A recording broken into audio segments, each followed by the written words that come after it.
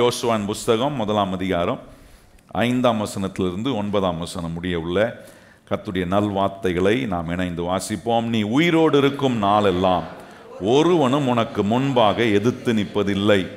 நான் மோசேவோடு இருந்தது போல உன்னோடும் இருப்பேன். நான் உன்னை விட்டு விலகுவதும் இல்லை, உன்னை கைவிடுவதும் இல்லை. பலன் கொண்டு திடமனதாயிரு.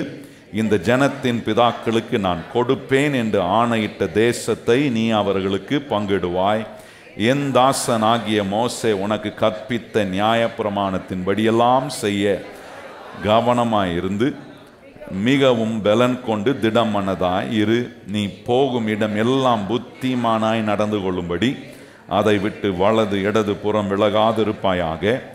இந்த நியாயப்பிரமாண புஸ்தகம் உன் வாயை விட்டு பிரியாதிருப்பதாக. இதில் எழுதியிருக்கிற வழிகளின்படியெல்லாம் நீ செய்ய கவனமாய் இருக்கும்படி இரவும் பகலும் அதை தியானித்து கொண்டிருப்பாயாக. அப்பொழுது நீ உன் வழியை வாய்க்க பண்ணுவாய், அப்பொழுது புத்திமானாயும் நடந்து கொள்வாய். நான் உனக்கு கட்டளையிடவில்லையா? பலன் கொண்டு திடம் மனதாயிரு, திகையாதே, கலங்காதே. நீ போகும் இடம் எல்லாம் உன் தேவனாகிய கர்த்தர் உன்னோடே இருக்கிறார் என்றான். ஆண்டவர் இந்த வேத பகுதியிலிருந்து வாழ்க்கைக்குள்ள கர்த்தர் உண்டு பண்ண விரும்புகிற வெற்றி, நல்ல வெற்றியை குறித்து ஆண்டவர் நமக்கு கற்றுக் கொடுக்கிறார். இந்த வெற்றின்ற வார்த்தை உலகத்திலிருந்து கண்டுபிடிக்கப்பட்ட ஒன்றல்ல. வேதத்தில் ஒரு மனுஷன் வெற்றிகரமாக, ஒரு குடும்ப வாழ்க்கையில் ஒரு மனுஷன் வெற்றிகரமாக இருக்க, கையின் பிரயாசத்தில் வெற்றிகரமாக இருக்க, என்னெல்லாம் செய்யணும்னு இந்த வேத வசனங்கள் மனுஷனோட உபதேசிக்கக்கூடிய தேவனுடைய வார்த்தையாக இருக்குது. இந்த வேதத்தை தூக்கி சுமந்து இந்த வேதத்தை ஒவ்வொரு நாளும் திறந்து வாசித்து தியானிக்கிற ஒரு மனுஷனுக்கு நான் சொல்கிற இந்த காரியம்லாம் புலன்படும். எப்படி குடும்பத்தை வெற்றிகரமாக ஆக்க முடியும், எப்படி கையின் பிரயாசங்களை வெற்றிகரமாக ஆக்க முடியும், எப்படி ஒரு வெற்றிகரமான ஆவிக்குரிய வாழ்க்கையை வாழ முடியும், எப்படி ஒரு வெற்றிகரமான நல்ல குணலட்சணங்களோட நம்முடைய வாழ்க்கையை வாழ முடியும். இந்த வேத புஸ்தகம், இந்த பரிசுத்தமுள்ள வேத புஸ்தகம், தேவனுடைய வார்த்தை அடங்கிய இந்த பரிசுத்தமுள்ள வேதாகமோ ஒவ்வொரு மனுஷனையும் வெற்றி உள்ளவனாய் மாற்றும். வெற்றி அடைய முடியுமா, நான்லாம் ஜெயிப்பனா அப்படின்னு கேள்வி இருந்துச்சுன்னா அதிகமாக நீங்கள் வாசிக்க வேண்டிய ஒரு புஸ்தகம் எதுனா இந்த பரிசுத்தமுள்ள வேத புஸ்தகம். இந்த வேதத்தை வாசிக்க ஒன்று தெரியும், வெற்றியை அடைய முடியாத நான் கூட இந்த உலகத்தில் வெற்றிகரமாக வாழ்வதுக்கு தேவனுடைய வார்த்தை எனக்கு வழிகாட்டுகிற. எத்தனை பேர் சொல்ல முடியும் தேவனுடைய வார்த்தை நமக்கு வழிகாட்டுதா? வெற்றிகரமாக வாழ்வதுக்கான வழி ஆண்டவர் காட்டுறார். நிறைய காரியங்களை உங்களுக்கு நான் சொல்லிக் கொடுத்து வருகிறேன். இந்த நல்ல வெற்றியை அனுபவிப்பதுக்கு ஆண்டவர் எப்படியெல்லாம் நம்முடைய வாழ்க்கையோடு அவர் டீல் பண்ணுறாரு, எப்படி வேலையில் கர்த்தர் நமக்கு வெற்றி கொடுக்க விரும்புகிறார், எப்படி நமக்கு கொடுக்கப்பட்டிருக்கிற அசைன்மெண்ட்டில் நமக்கு தேவன் கொடுத்துருக்கிற வரங்கள், தாளந்துகள், தேவன் நமக்குள்ளே வைத்திருக்கிற ஆற்றல், தேவன் நமக்கு இந்த வேத வசனங்களை வாசிக்கிறதன் மூலமாக கொடுக்குற சொப்பனங்கள், தரிசனங்கள், இதிலெல்லாம் நம்ம எப்படி வெற்றிகரமாக இருக்க முடியும், பண்படுத்துகிறவர்களாக இருக்கணும், என்ன கல்டிவேட் பண்ணுறவங்களாக இருக்கணும், எப்படி கல்டிவேட் பண்ணணும், நம்ம கையில் கொடுத்துருக்கிற பொறுப்புகளில் எப்படியெல்லாம் நம்ம காரியங்களை செய்யணும்னு ஆண்டவர் பல காரியங்களை சொல்லி கொடுத்து வருகிறார். இதெல்லாம் சொல்லி கொடுத்துட்டு வரும்போது தான் ஆண்டவர் சொல்கிறாரு, நமக்கு தேவன் இந்த உலகத்தில் நமக்கு கொடுக்குற பொருளாதார ஆசீர்வாதத்தை குறித்த அறிவும் நமக்கு கண்டிப்பாக இருக்கணும். நல்ல ஜாப் பண்ணுறவனா இருந்துட்டு ஆனால் கையில் ஒரு பைசா இல்லாமல் ஓட்டாண்டியாக இருந்தேன்னா அதுக்கு அர்த்தமே கிடையாது. எனக்கு விசுவாசம் இருக்குது, ஆனால் என் தேவையெல்லாம் சந்திக்கப்பட மாட்டுது, என் வாழ்க்கையில் எனக்கு அதை பண்ணுறதுக்கு பணம் இல்லை, இதை செய்கிறதுக்கு காசு இல்லை அப்படின்ட்டு நான் ஒவ்வொருத்துலேயும் போய் கையேந்திரவனாக இருந்தேன்னா, நான் சொல்கிறேன் இந்த சத்திய வசனம் ஒரு மனுஷன் கை கொள்ளும்போது அப்படி கையேந்த கர்த்தர் ஒரு நாளும் இடம் கொடுக்கவே மாட்டார். எத்தனை பேர் நம்புகிறவங்க கையை உயர்த்தி ஆமேன்னு சொல்லுங்கள். எனக்கு ஆண்டவர் ரொம்ப பிடிக்கும், ஆனால் வாழ்க்கையில் ஆசீர்வாதம் இல்லை, அது ஒத்து வராது. அப்படின்னா நம்ம இந்த வேத வசனத்தினால மனுஷனுடைய வாழ்க்கைக்குள்ளே வர வேண்டிய அந்த புத்தி, அந்த அண்டர்ஸ்டாண்டிங் சரியான விதத்தில், சில நேரம் நம்ம நினைக்கிற, சில நேரம் கிறிஸ்தவர்கள் மத்தியில் இருக்கிற ஒரு பெரிய பிரச்சனைனா அவங்களுக்கு எவ்வளோ புரிந்திருக்கோ அதை தான் பெருசாக நினச்சிப்பாங்க. ஆனால் அந்த வேத வசனத்தை வாசிக்கான்னு தெரியும், அப்பா நம்ம புரிஞ்சுக்கிறது ரொம்ப குறைவு தான், இன்னும் நிறைய நம்ம புரிந்து கொள்ள வேண்டிய விஷயங்கள் இருக்குது. வாழ்க்கையை குறித்து, குடும்பத்தை குறித்து, என்னை குறித்து, ஆண்டவரை குறித்து, ஆண்டவர் என்ன செய்ய விரும்புகிறார் என்ன கொண்டு. இதெல்லாம் வாசிக்க தான் நம்ம நம்முடைய அண்டர்ஸ்டாண்டிங்கிலிருந்து வெளியே வேதத்தின் மூலமாக தேவன் கொடுக்குற அண்டர்ஸ்டாண்டிங், அந்த புத்தி இருக்கு பாருங்க. நிறைய விஷயங்களை நம்முடைய வாழ்க்கையில் ரொம்ப அற்புதமான விதங்களில் நமக்கு படிப்பினையை கர்த்தர் உண்டாக்குறாரு. அப்போ தேவன் நம்முடைய வாழ்க்கையில் பொருளாதாரத்தில் ஆசீர்வதிப்பதுக்கு என்ன வழிகளை வச்சிருக்கிறார் என்பதை வேதத்தின் சத்தியத்தின் வழியாக நம்ம அறிந்து கொள்ள பிரயாசம் எடுக்கலன்னா, நான் சொல்கிறேன், நம்முடைய வாழ்க்கையில் இந்த பொருளாதார ஆசீர்வாதத்தை கோட்டை விடுறவங்கள தான் நம்ம இருப்போம். எங்கேயோ ஒரு இடத்துல கோட்டை விட்டுருப்போம், எதுலேயோ ஒன்றில் போய் நம்ம சிக்கிட்டு முழிச்சிக்கிட்டு மாட்டிக்கிட்டு அதுலேருந்து வெளியே வர முடியாமல் கடன்பட்டு கடன்லேயே இருந்து ஒரு தலைமுறை முடிஞ்சு அடுத்த தலைமுறைக்கு கடனை வச்சுட்டு போகக்கூடிய ஒரு நிலையில் இன்னைக்கு அநேக மக்கள் வாழ்கிறார்கள். காரணம், ஆண்டவர் அடிமைத்தனத்திலிருந்து எப்படி வெளியே கொண்டு வர. கடன்றது ஒரு அடிமைத்தனம். அந்த அடிமைத்தனத்திலிருந்து எப்படி வெளியே வர்றது, இதுக்கெல்லாம் ஆண்டவர் வேதத்தில் நிறைய விஷயங்களை சொல்லி வைத்திருக்கிறார். இதை கிறிஸ்தவ மக்களாக இருக்கிற நாம் சபைக்குள்ள இந்த சத்தியங்களை போதிக்கும் போது காது கொடுத்து, இது என்னுடைய வாழ்க்கைக்கு ரொம்ப அவசியமான ஒன்று, இந்த பொருளாதார ஆசீர்வாதம் கர்த்தர் எனக்கு கொடுக்க விரும்புகிறாரு. ஏன் கொடுக்குறாரு, ஏன் என்னை ஆசீர்வதிக்க விரும்புகிறாரு, எங்கேருந்து கொடுக்குறாரு. நிறைய கிறிஸ்தவன் நினச்சிக்கிறாங்க, ஆண்டவரே நல்லா நீங்கள் நான் நைட்டு தூங்குவேன், காலைல பார்த்தா என் பக்கத்தில் மூட்டையாக பணம் இருக்கணும் ஆண்டவர். அப்படிலாம் கொடுக்க மாட்டார். ஆண்டவர் எந்த குறுக்கு வழியும் பயன்படுத்த மாட்டார். பக்கத்தில் பார்த்து சொல்லுங்க, கர்த்தர் எந்த. வேதத்தில் ஆண்டவருக்கு ஒரு பேர் இருக்கு. என்ன பேருனா, கோணலானவைகளை. அப்படி பண்றவர் எப்படி குறுக்கு வழியில் நம்மளை ஆசீர்வதிப்பார்? அதனால நம்ம விளங்கிக் கொள்ளணும். ஆண்டவர் ஆசீர்வதிப்பதுக்குன்னு ஒரு வழியை கர்த்தர் வச்சிருக்கிறார். அந்த வழியில் நாம் ஆசீர்வதிக்கப்பட இந்த சத்திய வசனங்களை நம்ம கொஞ்சம் கவனமாக காது கொடுத்து கேட்போனா, நான் சொல்கிறேன், நினைத்து பார்க்க முடியாத அபிவிருத்திகளை நம்முடைய வாழ்க்கைக்குள்ள நாம் அனுபவிக்க கர்த்தர் நமக்கு உதவி செய்கிறார். இப்போ பாருங்க, இந்த காரியங்களை புரிந்து கொள்றது தடை எங்கே இருக்குன்னா, நம்முடைய மனதுக்குள் போகிற எண்ணங்கள் தான், சிந்தனைகள் தான். பாருங்க, நல்ல விஷயத்துக்கும் தடையா இருக்கு, கெட்ட விஷயத்துக்கும் தடையா இருக்கிறதும் சிந்தனை தான். சில நேரம் பாருங்க, சிந்தனையை மனதுக்குள் போகிற எண்ணங்கள், இந்த மனம் எவ்வளோ முக்கியமான ஒரு இடம் அப்படின்றத ஒவ்வொரு மனுஷனும் விளங்கி கொள்வாங்கன்னா, நான் சொல்கிறேன், நிறைய மாற்றங்களை ஆண்டவர் நம்முடைய வாழ்க்கையின் மூலமாக தேவன் உண்டாக்க முடியும். வேத வசனம் ரொம்ப அற்புதமாக சொல்லுது. 2 கொரிந்தியர் 10ஆம் அதிகாரத்தில் 3ஆம் வசனம் சொல்ல, நம்முடைய போர் ஆயுதங்களோ அப்படின்னா, நமக்கு ஒரு போர் நம்முடைய வாழ்க்கையில் இருக்கு.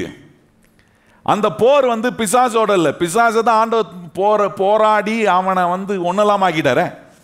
அவன்கிட்ட இருக்கிற எல்லா வல்லமைகளையும் அதிகாரங்களையும் உரிந்து கொண்டு சிலுவையில் அவர் வெற்றி சிறந்தார் என்று சொல்லியிருக்கு. இப்போ பாடலாம் அப்படி தானே பாடுறோம் நம்ம. ஆண்டவர் எப்படி வெற்றி சிறந்தார், எவ்வளோ வல்லவர். இன்னைக்கு போர் எங்கே இருக்குன்னா, மனுஷனுக்கு தான் மனதுக்குள்ளே தான் அவனுக்கு போர் இருக்கு. என்ன மாதிரி போர்? மனதுக்குள் போகிற எண்ணங்கள். அந்த எண்ணங்கள் எப்படி கற்பனையாய் மாறுகிறது, அதுதான் பலத்த அரண் வேதம் சொல்லுது. 4ஆம் வசனம் சொல்லுகிறது, எல்லா பலத்த அரண்களையும், எதிர்மறையான பலத்த அரண்களை நம்ம நிர்மூலப்படுத்தி தேவனை அறிகிற அறிவுக்கு விரோதமா, தேவனுக்கு எதிராக யோசிக்கிற காரியங்கள், தேவன் கற்றுக் கொடுக்க விரும்புகிற காரியங்களுக்கு விரோதமாக நம்முடைய எண்ணங்களை வச்சிருப்போனா, நான் சொல்கிறேன், வேதம் சொல்லுது, அதை கிறிஸ்து இயேசுவுக்கு உங்கள் சிந்தனைகளை சிறைப்பிடிங்க என்று 3ஆம் வசனம் 4ஆம் வசனம் 5ஆம் வசனம் சொல்லுது. 3 காரியத்தை அந்த 3ஆம் வசனத்துலேயும் 4ஆம் வசனத்துலையும் 5ஆம் வசனத்தையும் சொல்கிறாரு. போர் இருக்குன்றாரு 3ஆம் வசனத்தில், 4ஆம் வசனத்தில் பலத்த அரண்கள்ன்றாரு, 5ஆம் வசனத்தில் எந்த எண்ணங்களையும்ன்றாரு. எண்ணங்கள் பாருங்க, இந்த எண்ணங்களும் கற்பனையும் தான் பலத்த அரணாய் மாறுகிறது. இன்னைக்கு நம்ம எப்படி எண்ணங்கள் ஒவ்வொன்றா உள்ள போக போக அது ஒரு செங்கல் மாதிரி. ஒரு செவரை கட்டுறதுக்கு எத்தனை செங்கல் தேவைப்படும் கொஞ்சம் யோசித்து பாருங்க. ஒரு செவரு சும்மா வந்துடாது. ஒரு பெரிய செவரு, ஒரு பெரிய கோட்டை செவரை கட்டினோன்னா சும்மா வந்துடாது. ஒவ்வொரு என்ன கல்லும் என்னவா மாறுதுன்னா, அது ஒன்று மேலே ஒன்று மேலே ஒன்று மேலே அப்படியே கடைசியாக அது ஒரு பெரிய கோட்டை செவராக மாறுது. இன்றைக்கி நிறைய எண்ணங்கள் அப்படி தான் ஒன்று ஒன்றா உள்ளே போய் நமக்கு தெரிஞ்சு நம்ம யோசித்து நம்ம சிலதை அனுமதித்து உள்ளே போயிருக்கோம், சிலது நமக்கு தெரியாமல் உள்ளே போயிருக்கோம். எப்படியோ உள்ளே போய் அது என்னவாயிருச்சுன்னா பெரிய பலத்த அரணா, அது நல்ல ஒரு விஷயமா மாறல, அதுக்கு எதிரான காரியங்களாக மாறி விடுகிறது, நெகட்டிவான ஸ்ட்ராங் ஹோல்டாக மாறிடுது. ஆண்டவர் அதை தான் சொல்றாரு. ஒரு மனுஷனுக்கு ஆண்டவர் கொடுத்துருக்கிற பெரிய ஒரு ஆற்றல், எபிலிட்டி என்னன்னா, அவனை சிந்திக்கக்கூடியவனா வச்சிருக்கிறார். பக்கத்தில் பார்த்து சொல்லுங்க, உங்களையும் என்னையும் கர்த்தர் என்னவா வச்சிருக்கிறாரு? சிந்திக்க முடியாம உங்களால் இருக்க முடியுமா? சிலவங்களாம் நான் இமயமலைக்கு போறேன்றாங்க. நான் இமயமலைக்கு போறேன், ஏன்னா இங்க இருக்கிறவங்களோட உட்காந்து பேசி பேசி என்ன ஆயிடுது, என்ன மனசு கெட்டு போயிடுது, வாழ்க்கை நல்லா இல்லை, அங்கே போனால் நிம்மதி. அங்கே போனாலும் எண்ணம் விடுதா? நான் கேட்குறேன், எங்கே போனாலும் இந்த எண்ணம் என்ன பண்ணாது?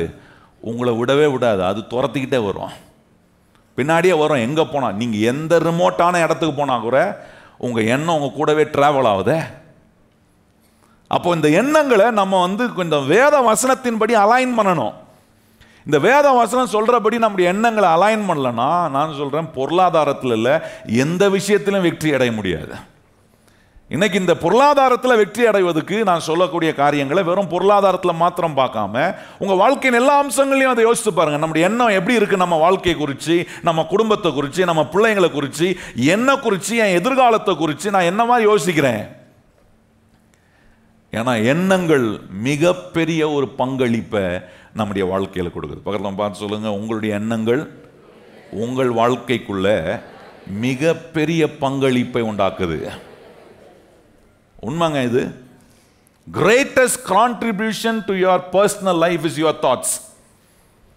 இதை ஒரு மனுஷன் விளங்கி கொள்ளும் போது தன்னுடைய எண்ணங்களை தேவ வசனத்தினால, எதுக்கு வேத வசனம், எதுக்கு இப்படி ஒரு போதனை நேரம், எதுக்கு இப்படி நம்ம கூடி வரணும்? ரட்சிக்கப்படுகிறவர்களை ஆண்டவர் கொண்டு வந்து ஏன் சபையில் சேர்க்கணும்? கொஞ்சம் யோசித்து பாருங்க. ரட்சிப்பு ஒரு மேலான அனுபவம் ஆச்சு. ரட்சிக்கப்பட்ட பிறகு எதுக்கு அதுக்கு மேல அவன் ஆண்டவரை தேடணும்? ஆனா ஆண்டவர் வேதம் சொல்ற, ரட்சிக்கப்படுகிறவள அனுதினம் கர்த்தர் கொண்டு வந்து சபையில. ஏன்னா வேத வசனம் ரொம்ப அற்புதமா சொல்லுது, ரட்சிக்கப்பட்ட பிறகு நமக்கு வருகிற சோதனைகள், நமக்கு வருகிற எல்லா எதிர்மறையான காரியங்களை எப்படி வகை அறுக்கணும், சிறைபிடிக்கணும் என்பதை இந்த வேத வசனத்தின் மூலமா கர்த்தர் நமக்கு போதிக்கிறார். அதுதான் இந்த போதனை நேரம் ரொம்ப முக்கியம். பாருங்க, இந்த போதனை நேரத்தை நம்ம ரொம்ப பர்ஃபெக்டாக நம்முடைய வாழ்க்கையில் உபயோகப்படுத்தணும். ஏதோ வந்தேன், உட்காந்தேன், கொஞ்ச நேரம் சர்வீஸ் அட்டன் பண்ண போனேன் அப்படின்னா உங்கள் எண்ணம் எந்த விதத்துலையும் மாறாது.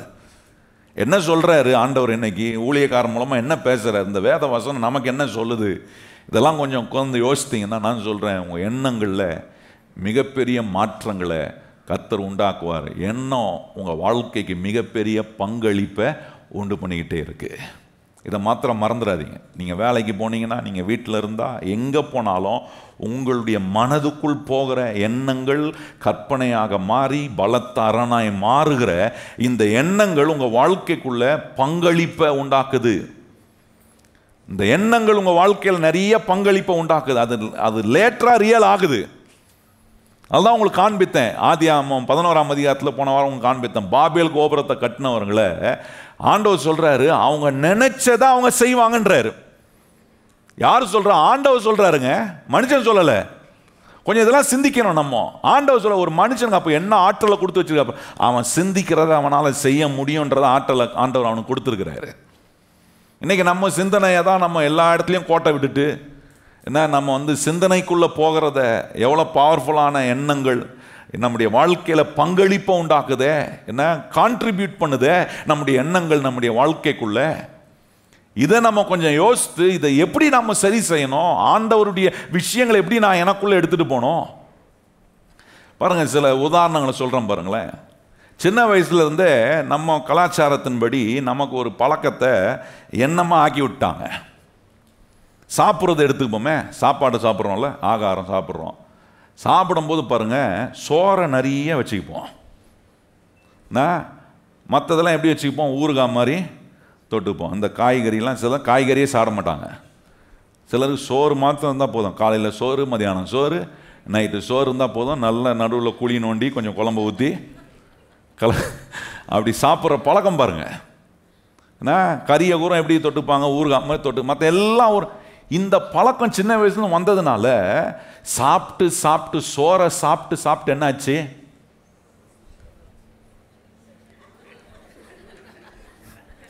பதில் நீங்களே சொல்லிங்க. என்னாச்சு, வயிறு வந்தது மிச்சம், என்ன உடம்பு ஏறினது தான், என்ன அது என்னெல்லாம் பண்ணுது பாருங்க. இப்போ இப்படி ஆயிடுச்சு. சாப்பிட்டு சாப்பிட்டு சோறை சாப்பிட்டு தொந்தி வெளியே வந்து என்ன உடம்பு ஊதி, இப்போ கொஞ்சம் தொந்திலாம் வந்து நடக்க முடியாமல் இடுப்பு வலிக்குது, என்ன உடம்பை தூக்கிட்டு நடக்க முடியல, படி ஏற முடியல, அப்படியே மேல் மூச்சு கீழ் மூச்சை வாங்குதுன்னு இப்போ கொஞ்சம் யோசனை வருது. என்ன யோசனை வருது? வெயிட்டை குறைக்கணும்னு வருதா இல்லையா? உங்களெல்லாம் பார்த்தா வர மாதிரி தெரியலையே. ஏன்னா தூக்கிட்டு நடக்க முடியலன்னா என்ன வருது? கொஞ்சம் வெயிட்டை குறைக்கணுமே யோசனை வருது பாருங்க. அந்த யோசனை வரும்போது நீங்க சாப்பிட்ற பழக்கத்தை கூட உங்க எண்ணத்தின் மூலமா தான் மாற்றணும். உங்களுடைய சாப்பிட்ற பழக்கத்தை எண்ணத்துல மாற்றணும்னு முதல்ல அங்க ஆரம்பிக்கலன்னா சாப்பிட்ற விஷயத்துல மாற்றமே வராது. உங்க எண்ணம் மாறாம உங்களுடைய பிஹேவியர்ஸ் மாறாது. உங்க எண்ணம் மாறாம உங்க ஈட்டிங் ஹேபிட்ஸே மாறாது. ஏன்னா ரொம்ப வருஷமா சின்ன வயசுல இருந்தே சோறுனா நிறைய சாப்பிடணும். நல்லா கவனிச்சு பாருங்க. எங்க போனாலும் என்ன செஞ்சாலும் நம்ம ஊர்ல சோறை மட்டும் என்ன அண்டாவா வடிப்பாங்க பாருங்க. வீட்டில் சோறு இருக்கா? போகும்போது எப்படி தான் கேட்பாங்க, வீட்டில் சோறு இருக்கா இன்னைக்கு? ஏன்னா அப்படி சாப்பாடை சாப்பிட்டு சாப்பிட்டு ரைசஸ் இது வந்து இந்த எண்ணெய் உள்ள போய் ஸ்ட்ராங்கா பலத்தாரனா உட்காந்துருச்சு. இப்போ நல்லா வெயிட் போட்டுருச்சு. நான் சொல்ற உதாரணங்களை நீங்க யோசித்து பார்க்கணும். நானும் ட்ரை பண்றேன், வெயிட்டே குறைய மாட்டுதுன்னா ஏன்னா எண்ணத்துக்குள்ள போகல. முதல்ல தீர்மானம் எண்ணங்களுக்குள்ள போகும்போது தான் சாப்பிட்ற பழக்கமே மாறும். இந்த எண்ணத்துக்குள்ள அந்த பழக்கத்தை கொண்டு போகாம நம்ம சரீரத்தின் மூலமா செய்கிற பழக்கத்தை மாற்றவே முடியும். ஆக்ஷன் மாறணும்னா திங்கிங் மாறணும். சொல்லுங்க வாயை திறந்து. ஆக்ஷன் மாறணும்னா நல்லா பஞ்சையாக இருக்கா? இந்த மாதிரி நாமும் வச்சுக்கணும். பஞ்சிங் சாப்பிடும் போது ஆக்ஷன் மாறணும்னு பாஸ்டர் சொன்னாரு. அப்படி நாமும் வச்சு சாப்பிட்டு பாருங்க. அப்போ எப்படி கண்ட்ரோல் பண்ண முடியும்? ஒவ்வொன்றா எண்ணங்கள் மாறி ஸ்ட்ராங்காக ஆக ஆக ஆக்ஷன்ஸு, நம்முடைய செயல்முறைகள் ரொம்ப அற்புதமான ஸ்ட்ராங்கான விளைவுகளை உண்டு பண்ணோம். அதுதான் போன வாரம் 2 வேத பகுதியை உங்களுக்கு காண்பித்தேன். 2ஆம் சங்கீதத்தை காண்பித்தேன், 1 சங்கீதத்தை காண்பித்தேன். 2ஆம் சங்கீதத்தில் எதிர்மறையான எண்ணங்கள் உள்ள போது, 1ஆம் சங்கீதத்தில் முற்போக்கான எண்ணங்கள் போது. என்ன சொல்றாரு? என்ன எண்ணங்களை உள்ள கொண்டு போறேன்? இந்த எண்ணங்கள் கற்பனைகள் என்று சொல்லுகிற வார்த்தை எபிரேயர் மொழியில தியானம் என்று வருகிறது. இமேஜினேஷன், தாட்ஸ் அப்படின்ற வார்த்தை மெடிடேஷன் வார்த்தையை ஒரிஜினல் லாங்குவேஜில் பார்த்தீங்கன்னா அது மெடிடேஷன் சொல்லுது. அப்போ என்ன தியானிக்கிறதுனா என்ன? ஒரு காரியத்தை விடாமல் பேசிக்கிட்டே இருக்கிறேன், விடாமல் யோசிச்சுட்டே இருக்கேன், போட்டுக்கிட்டே இருக்கிறேன். ஒரு விஷயத்தை, ஒரு வசனத்தை எடுத்தேன்னா அதை போய் ஏன்னா அதுக்கு சரியான உதாரணம் இந்த மாடு புல்லு சாப்பிடும். பார்த்துருக்கீங்களா? பார்த்துருக்கீங்களா? நீங்களாம் மாடை பார்த்ததே இல்லை. மாடை அடித்து மட்டும் சாப்பிட்றோம் நம்ம. மாடு சாப்பிடும்போது பார்த்தீங்கன்னா அது புல்லை சாப்பிடும். சாப்பிட்டுட்டு கடகடன்னு சாப்பிடும். அதுக்கப்புறம் போய் கொஞ்சம் நேரம் கழித்து பார்த்தீங்கன்னா மாடு என்ன பண்ணும்? சாப்பிட்டதை திருப்பியும் அரைக்கும். அதனால் நீங்கள் போய்ட்டு வாயில் சோறை வச்சுக்கிட்டு எங்கன்னா போய்ட்டு உட்காந்து அரைச்சினுங்க. அதை சொல்ல வரல. நான் சொல்கிற விஷயத்தை நீங்கள் புரிஞ்சுக்கணும். என்ன சொல்ல வரேன்? ஒரு வசனத்தை நீங்கள் உட்காந்து இங்கே கேட்குறீங்க, கர்த்தர் சொல்லித்தரார். வீட்டுக்கு போய் மறுபடியும் அதில் போடுறேன், மறுபடியும் எடுக்கிறேன், மறுபடியும் சூ பண்ணுறேன், மறுபடியும் மெல்றேன், மறுபடியும் அந்த சாரை சரியத்துக்குள்ளே எடுக்கிறேன், மனதுக்குள்ளே எடுக்கிறேன், இருதயத்துக்குள்ளே எடுக்கிறேன். இதையே தியானமாக வைக்கிறேன். அதை தான் சொல்கிறார், இரவும் பகலும் வேதத்தில் பிரியமாக இருக்கிற மனுஷன் எப்படி இருக்கிறான்? அவன் பாக்கியவான், அவன் ஆசீர்வதிக்கவான், அவன் செய்வதெல்லாம் கண்டிப்பாக வாய்க்கும். நிறுத்தாமல் இதே பேசணும். சில வீட்டிலலாம் என்ன பேச்சு? ஒரே பேச்சு தான். என்ன பேச்சு? ஈராக்கில் யுத்தம் நடக்குது, யுக்ரைனில் யுத்தம் நடக்குது, அங்கே யுத்தம் நடக்குது, இங்கே போர், அங்கே போர், என்ன ஆகுமோ தெரில, நாளைக்கு நம்ம வீட்டில் கரண்ட் இருக்குமா, சோறு இருக்குமா, தண்ணி இருக்குமான்னு தெரில, எங்கேயோ நடக்குது. ஆனால் இவங்க என்ன பண்ணுறாங்க? இங்கே கொண்டு வந்து ரிலேட் பண்ணி வாயை திறந்து பேசி பேசி திடீர்னு கரண்ட் கட் ஆகிடும், திடீர்னு தண்ணி நின்று போயிடும், திடீர்னு எல்லா குறைவும், எல்லா பிரச்சனையும் எப்படி வருது பாருங்க. எண்ணங்களுக்குள்ள போய் அதை தியானித்து தியானித்து தியானிச்சு அதையே யோசிக்க நான் சொல்றேன் அதுதான் நடக்கும். அதுதான் ஆண்டவர் சொல்றாரு. எப்படி யோசிக்கணும்? ஒரு கர்த்தருடைய பிள்ளை எப்படி யோசிக்கணும்? 112ஆம் சங்கீதம் உங்களுக்கு காண்பித்தேன். எப்படி யோசிக்கணும்? அவன் யோசிக்கணும், அல்லேலூயா, கர்த்தருக்கு பயந்து கர்த்தருடைய கற்பனையில் பிரியமாய் இருக்கிற மனுஷன் பாக்கியவான். அவனுடைய பிள்ளைங்க எப்படி இருப்பாங்க, அவன் வீடு எப்படி இருக்கும், அவன் எப்படி இருப்பான், அவனுடைய நீதி எப்படி இருக்கும், இதெல்லாம் உட்கார்ந்து அசைப்படணுங்க. நம்மளெல்லாம் அல்லேலூயா கும்பல்னு சொல்றாங்களே, நம்மளும் அல்லேலுயானா எத்தனை அல்லேலுயா? 7 அல்லேலுயா போடனா அல்லேலுயா அல்லேலுயா 7 கவுண்ட் பண்ணிகிட்டே போடுவோம். 3 அல்லேலுயா சொல்லுங்கன்னா நல்ல பலமாக சொல்லுங்கன்னா எல்லாம் சொல்கிறோம்.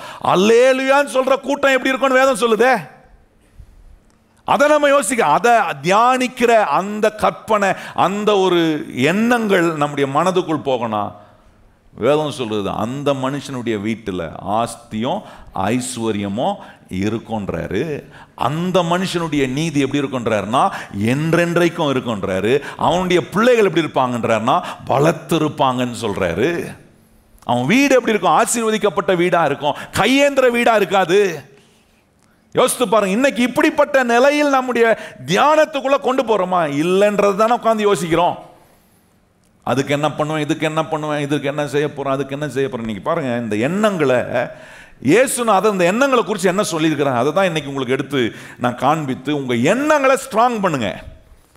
உங்க எண்ணங்கள் உங்க வாழ்க்கைக்கு நிறைய பங்களிப்பை, நிறைய கான்ட்ரிபியூஷனை உங்க எண்ணம் உங்களுக்கு கொடுத்துக்கிட்டே இருக்கு. அதை கொஞ்சம் யோசிக்கணும். நீங்க உங்களை அறியாம நிறைய கான்ட்ரிபியூஷன் வருது வாழ்க்கைக்குள்ள உங்க எண்ணங்கள் மூலமா. சில நேரம் உங்களை அறிந்து அந்த எண்ணங்கள் உள்ள போய் உங்களுக்கு கான்ட்ரிபியூட் பண்ணுதுன்னு உங்களுக்கு தெரியும்னா கொஞ்சம் யோசிப்பீங்க, கொஞ்சம் கேர்ஃபுல்லா இருப்பீங்க.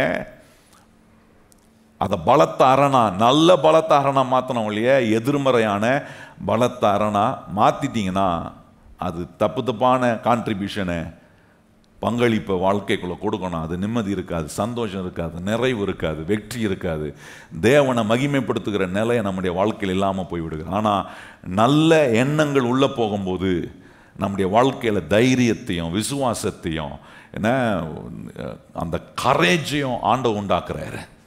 எத்தனை பேர் எல்லாவற்றிலும் தைரியமாக இருக்கணும்னு விரும்புகிறோம்? கையை வைத்து ஆமேன்னு சொல்லுங்கள். எல்லா சூழ்நிலையும் நான் விசுவாசமாக இருக்கணும்னு விரும்புகிறோம். எத்தனை பேர் கையை வைத்து ஆமேன்னு சொல்லுங்கள். இப்போ இந்த தைரியமும் விசுவாசமும் இந்த திட நம்பிக்கையும் ஒரு மனுஷனுக்கு எப்படி வரும்னா எண்ணங்கள் தான். இந்த தேவனுடைய வசனத்துக்குள்ள நம்ம போய் அந்த எண்ணங்களை உள்ள கொண்டு வரும்போது தான் தைரியம் வருது. விசுவாசமும் ஒரு எண்ணம் மாதிரிதான். விசுவாசம் கேட்கறதுனால, கேட்கிற வார்த்தை எனக்குள்ள எண்ணங்களா போய் அந்த எண்ணம் பிக்சரா மாறி எனக்குள்ள ஒரு பலத்த அரணா மாறுது. அதை நான் விசுவாசிக்க எனக்கு தைரியம் வருது.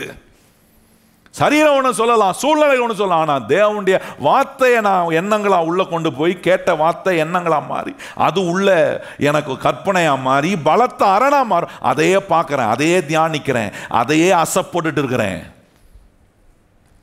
நிச்சயமா ஒரு நாள் இன்னைக்கு வெறுமையா இருக்கலாம், அந்த வெறுமையில நான் ஆசை போடுற கர்த்தருடைய வார்த்தை எந்த வெறுமையில் இருந்தனோ அதே வெறுமையை நிறைவாக்கி காட்ட கர்த்தர் வல்லவராய் இருக்கிறார் என்பதை நிச்சயமா ப்ரூவ் பண்ணுவார்.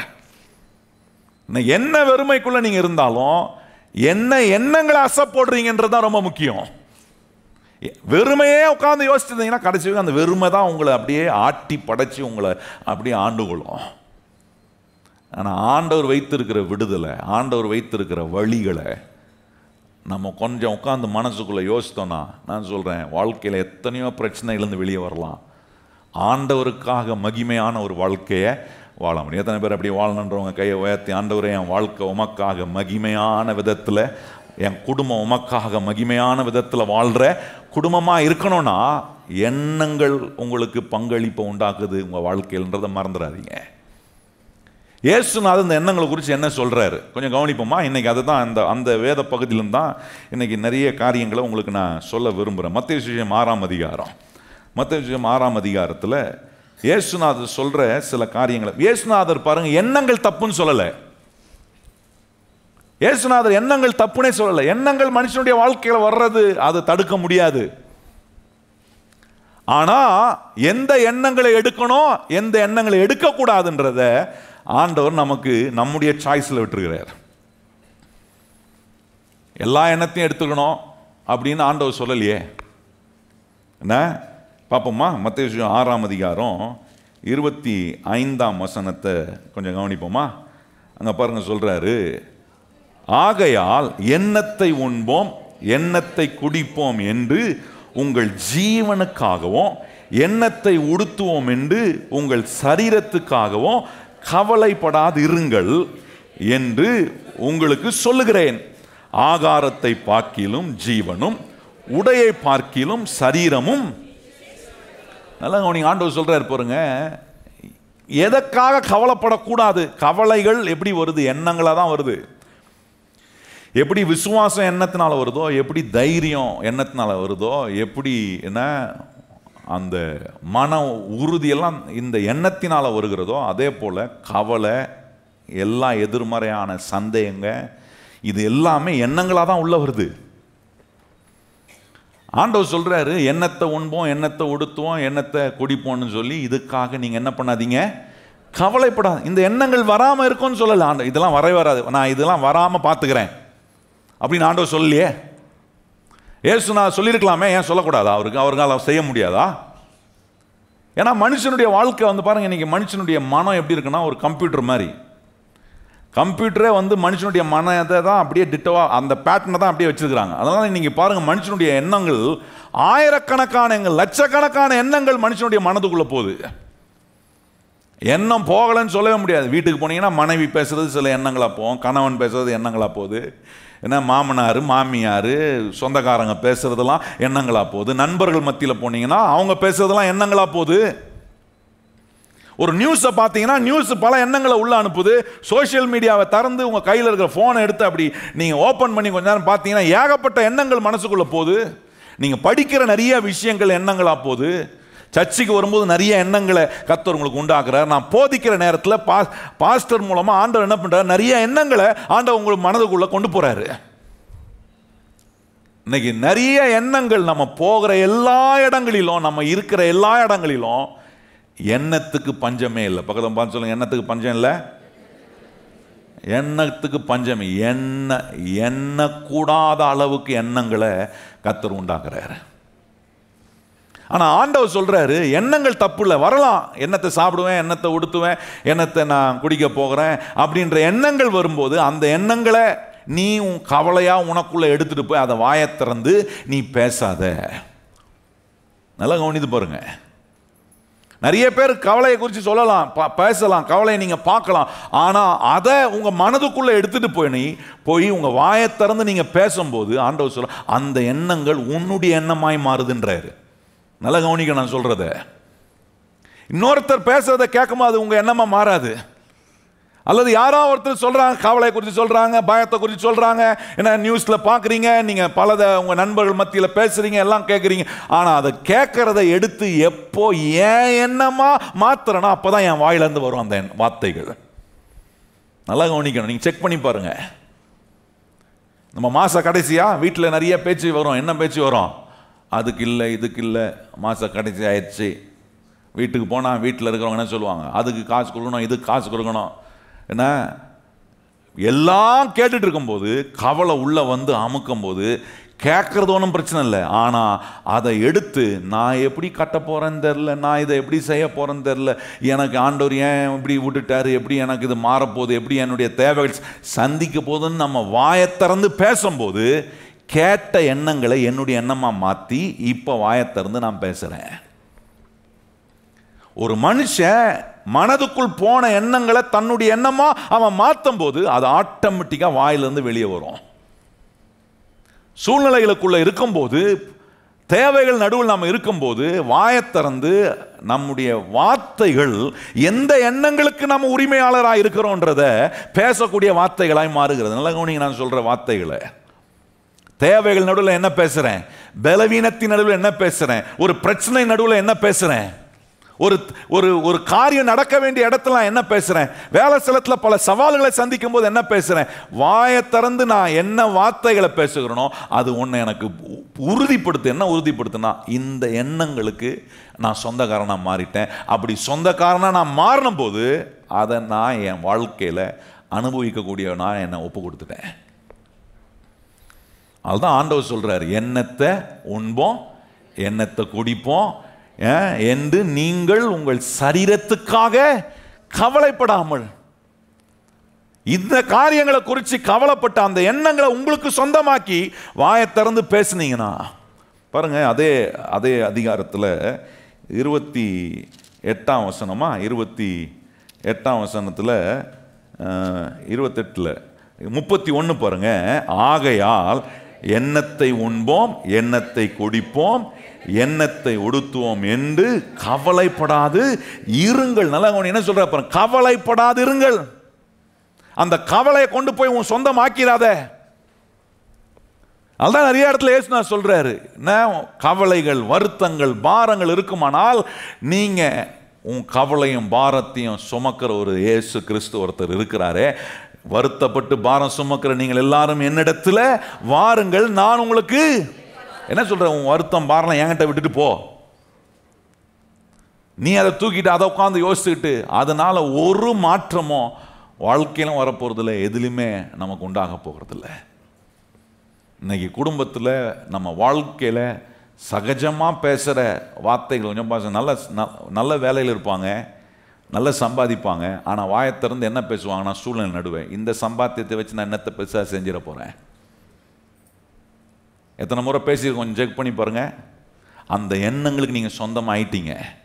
என்ன நம்பிக்கை, இந்த சம்பாத்தியம் வச்சு ஒன்றும் பண்ண முடியாது, நான் வாழ்க்கையில் ஒன்றும் பெரிய காரியங்களை, இந்த எண்ணங்களை கொண்டு போய் உள்ளே வச்சுட்டீங்க, அது ஆட்டோமேட்டிக்காக கவலை உண்டாக்குது. கவலை உண்டான உடனே வாயத்திறந்து சூழ்நிலை நடுவில் வெற்றிக்கான வார்த்தை வரல, மாற்றத்துக்கான வார்த்தை வரல, அங்கே ஆண்டவர் மேலே உள்ள விசுவாசம் இல்லை, எல்லாமே ஆப்போசிட்டாக நம்ம பேசக்கூடியவங்களா மாறிடுறோம் பாருங்க.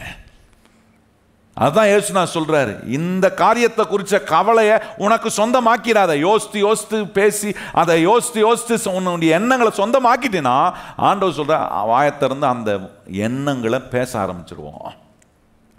அந்த எண்ணங்களை பேச ஆரம்பிக்கும் போது இன்னைக்கு நடக்கலனாலும் என்னைக்கா ஒரு நாள் நடக்கும். நல்லா கவனிங்க. இங்கே இயேசுநாதர் எவ்வளோ அற்புதமான சிந்தனையை குறித்து ஆண்டவர் எவ்வளோ அற்புதமாக சொல்கிறார். ஆண்டவர் சொல்கிறார், விசுவாசமான சிந்தனை உனக்கு இருக்க வேண்டியது அவசியம், தைரியம் உனக்கு இருக்க வேண்டியது அவசியம், என்ன திடகாத்திரமாக நீ இருக்க வேண்டியது அவசியம். இந்த மாதிரி எண்ணங்களை, உன் விசுவாசத்தையும் தைரியத்தையும் உன்னை திடகாத்திரமாக்க கூடிய வார்த்தைகளை, தேவ சத்தியங்களை எடுத்து உங்கள் எண்ணமாக சொந்தமாக்குனீங்கன்னா வாயத்திறந்து தேவைகள் நடுவில் வார்த்தைகள் அப்படி வரும். இல்லை, கர்த்தர் என்னை ஒருபோதும் கைவிட மாட்டார், என்னுடைய பரலோக பிதா என்னை போஷிக்க அவர் வல்லவராய் இருக்கிறார். என்ன சவால் வந்தாலும் என் கூட ஒருத்தர் இருக்கிறார், கரெக்டான நேரத்தில் என்னை விடுவிக்க அவர் வல்லவராய் இருக்கிறார். வழியே இல்லாத இடத்துல கூட நான் தப்பித்து செல்லும்படி கர்த்தர் எனக்கு ஒரு போக்க உண்டா. இந்த வார்த்தைலாம் எப்போ வரும்னா, இந்த வார்த்தைகளை உங்க எண்ணங்களா சொந்தமாக்கினாதான் வாயிலிருந்து இந்த வார்த்தை வரும். நிறைய பேர் இந்த தேவனுடைய வசனங்களை எண்ணங்களா கொண்டு போய் தங்களுக்கு சொந்தமாக்குறது இல்லை. அதனால சூழ்நிலைகள் நடுவே, பிரச்சனை நடுவே, தேவை நடுவே இந்த வார்த்தைகள் வருகிறது இல்லை.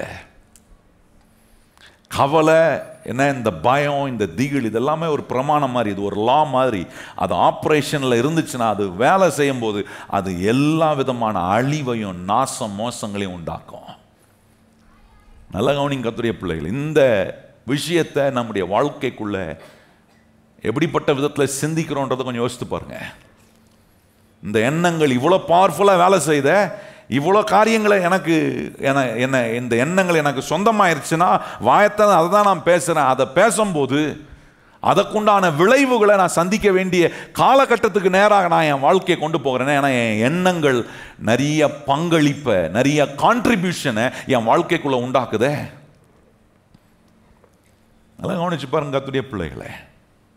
அப்போ ஆண்டவர் சொல்ல, இந்த எண்ணங்களை, எண்ணத்தை உண்போம், எண்ணத்தை குடிப்போம், கவலையை குறித்த எண்ணங்களை உனக்கு நீ சொந்தமாக்காத.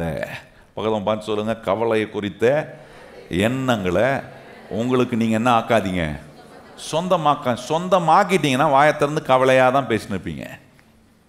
எப்படி இருக்கிறீங்கன்னு கேட்டு பாருங்க. சிலரை கவலைக்கு சொந்தக்காரங்களாக ஆயிட்டாங்கன்னு வச்சுங்க, அந்த எண்ணங்களுக்கு ஏதோ இருக்கிறேன். இன்னும் கொஞ்சம் அதிகம் சொந்தமாயிட்டாங்கன்னு சொல்லுவாங்க, ஏன் தான் இருக்கிறனோ.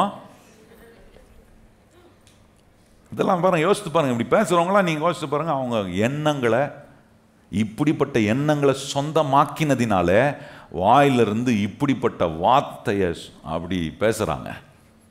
அது என்ன நல்ல வார்த்தையா? இதெல்லாம் கெட்ட எண்ணம், இதெல்லாம் கெட்ட பலத்த அரண்கள்.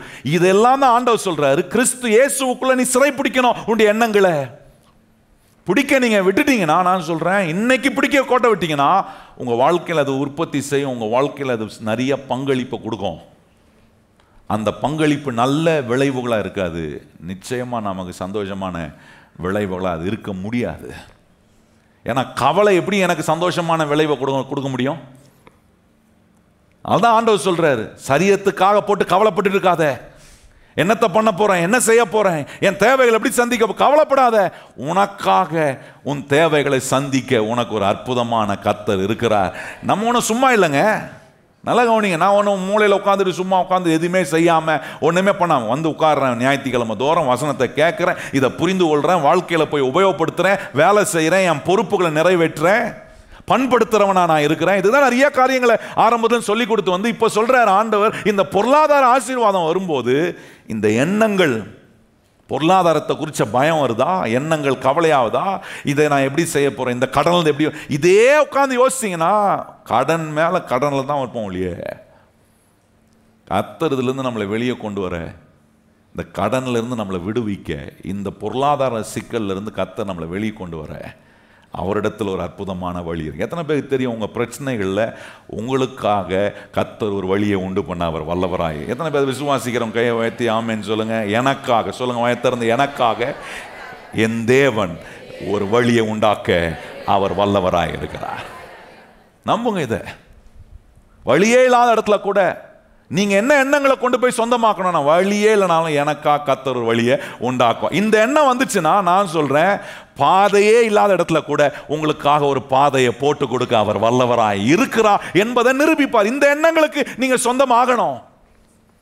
இந்த எண்ணங்களுக்கு சொந்தமாகாம என்னத்தை பண்ணுவாருன்னு தெரியல, ஒன்றும் தெரிய மாட்டுது. நேற்று வரைக்கும் கொஞ்சம் தெரிஞ்சிச்சு, இன்னைக்கு நேற்று தெரிஞ்சது கூட இன்னைக்கு தெரிய. கர்த்தர் சொல்றாரு, இல்லை இல்லை, என் கண்ணுக்கு தெரியல நாக்குறோம், இல்லாதவைகளை இருக்கிறது போல அழைக்கிற ஒரு அவர் கண்ணுக்கு எல்லாம் தெரியும். கையை வைத்து சொல்லுங்க, என்ன நடத்துகிற தேவனுடைய கண்களுக்கு எல்லாம் அவருக்கு தெரியுதுன்னு நான் நம்பினேன்னா எனக்கு தெரியாததை கூட அவர் தெரியப்படுத்த அவர் வல்லவராய் இருக்கிறார் என்பதை ப்ரூவ் பண்ணுவார் வாழ்க்கையில். இப்போ இந்த கவலையை எப்படி எண்ணமா எடுத்துட்டு போய் அந்த எண்ணங்களை நான் சொந்தமாக்கிட்டேன்னா அப்பதான் வாயை திறந்தே பேசுறேன். வீட்டில் எத்தனை பேர் கவலையை சொன்னாகிறோம், நான் அது எனக்கு சொந்தமாக்கின பிறகுதான் நான் வாயை திறந்து பேசுறேன். இதுதான் ஃபார்முலா, இதான் இப்படி தான் இது ஃபங்க்ஷன் ஆகுது. கவலை உள்ள எப்படி எண்ணங்களா போய் அந்த கவலைன்ற எண்ணத்தை நான் சொந்தமாக்கிட்டேன்னா வாயை திறந்து கவலையாக தான் பேசுவேன். ஒரு சந்தோஷம் இருக்காது வாழ்க்கையில், ஒரு ஒரு ஒரு விதமான ஒரு மகிழ்ச்சி இருக்காது, ஒரு பிரகாசம் இருக்காது, ஒரு ஸ்பார்க்கு இருக்காது. எப்போ பார்த்தாலும் அப்படியே ஒரு மாதிரி சொங்கி போன மாதிரி சோகமாக. சில மூஞ்செல்லாம் பார்த்தோன்னா தெரிஞ்சிடும், உள்ளே எல்லாம் இருக்கு பொழுது. என்ன அவங்கள உற்சாகப்படுத்து, அவங்கள போய் நான் என்றைக்குமே அப்படிப்பட்டவங்ககிட்ட நான் பேசும்போது என்றைக்குமே எப்படின்னு கேட்க மாட்டேன், அவங்கள உற்சாகப்படுத்தக்கூடிய வார்த்தைகளை சொல்லுவேன். ஏன்னா ஏன் அதை சொல்கிறேன்னா, ஏராளமான கெட்ட எண்ணங்களுக்கு, சோர்வாக்கக்கூடிய எண்ணங்களுக்கு ஏற்கனவே அவங்க சொந்தக்காரங்களாக இருக்கிறாங்க. கர்த்தர் அவங்கள அந்த எண்ணத்திலிருந்துலாம் விடுவிக்கக்கூடிய தேவனுடைய வார்த்தைகளை சொல்லி வெளியே கொண்டு வருவதற்கான சத்தியங்களை அவங்களுக்கு நேராக பேசுவேன். நல்லா கவனிங்கள். இப்போ ஆண்டவர் இப்படி சொன்ன ஆண்டவர் நம்ம நல்ல எண்ணங்களை எடுப்பதுக்கு என்ன காட்டுறாரு கொஞ்சம் கவனிப்போமா? ஆண்டவர் என்ன சொல்றாரு பாருங்க, நல்ல எண்ணங்கள் எடுப்பதுக்கு. இப்போ 25ஆம் வசனத்தை கவனிச்சோம். அங்கே ஆண்டவர் சொல்ல, எண்ணத்தை உண்போம், எண்ணத்தை குடிப்போம், எண்ணத்தை உடுத்துவோம்னு சொல்லி கவலைப்படாதீங்க, உங்கள் சரீரத்துக்காக என்ன நீங்கள் கவலைப்படாமல். அங்கே சொல்கிறாரு, என்ன ஆகாரத்தை பாக்கிலும் ஜீவனும் உடைய பாக்கிலும் சரீரமும் விசேஷித்தவைகள் அல்லவா அப்படின்னு கேட்டார். இப்போ கேட்டுட்டு இப்போ சொல்கிறாரு, என்ன எண்ணத்தை நீ உள்ள உனக்கு கொண்டு போய் சொந்தமாக்கணுன்றாரு. இப்போ கவனிச்சு பாருங்க, இந்த 25ஆம் வசனமோ 31ஆம் வசனமோ சொல்லுது, எண்ணத்தை உண்போம், எண்ணத்தை குடிப்போம், எண்ணத்தை உடுத்துவோன்னு என்ன பண்ணாத, கவலைப்படாத. எல்லாம் சொல்லுங்க, வாய்த்த என்ன பண்ணாத, பக்கத்தில் பார்த்து சொல்லுங்க, கவலைப்படாத. அடிக்கடி சொல்லிக்கணும் எனக்கு, கவலைப்படாத. இதில் என்ன விஷயம் காமெடினா, கவலைப்படுறவங்களே இப்போ இன்னொருத்தவங்களை பார்த்து கவலைப்படாத. வாழ்க்கையே கவலையாக உட்காந்துக்கிட்டு மற்றவங்கள்ட்ட போய் கவலைப்படாது, அவங்க இது செட் ஆகாது.